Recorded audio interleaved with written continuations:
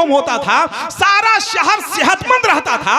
अब हर मोहल्ले में नर्सिंग होम होते हैं, सारा शहर बीमार रहता है।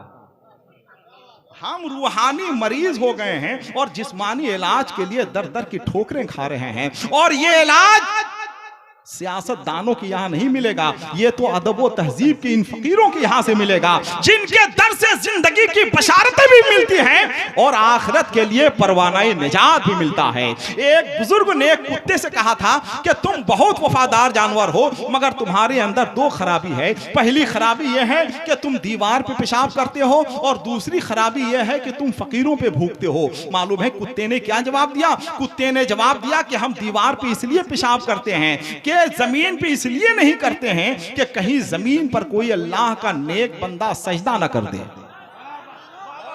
कहीं कोई अल्लाह का नेक बंदा सजदा ना कर दे। और हम फकीरों पे इसलिए भूखते हैं कि ये बेवकूफ लोगों से मांग रहा है, खुदा से क्यों नहीं मांगता?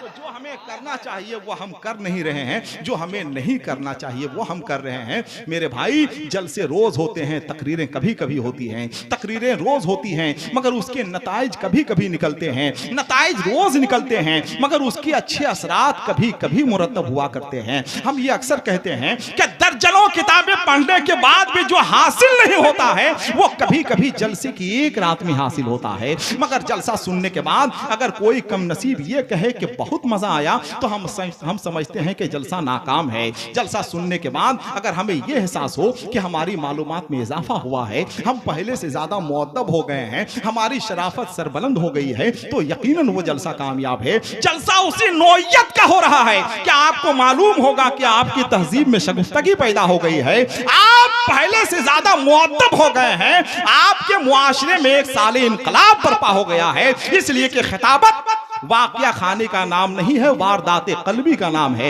एक ऐसी शख्सियत मौजूद है जो धड़कते दिल और छलकती आंखों से खिताबत को मौजूए सुखन बनाकर आपके दरमियान पेश करने की सादतें हासिल करती हैं। आले रसूल और आदे गौसे आजम हुजूर सैयद शाह अमीनुल कादरी साहब क़िबला, साहिब सज्जादा हुजूर सैफुल हसन साहब क़िबला मिंबर नूर पे जलवाबार हैं, हजरत शाद बाबा जलवाबार हैं। आइए अपनी निज़ामत और निकाबत को इंतहाई मुख्तसर करते हुए मैं ये चाहूँगा कि आपके इस तरह का लम्हा ख़त्म हो जाए। थोड़ा सा भी अगर वक्त कहीं से हम जाया करेंगे तो कहीं से कोई भी पत्थर मुझ पे आसानी से चल सकता है कि नहीं? इसलिए अब कहीं से कोई वक्त बर्बाद नहीं होगा।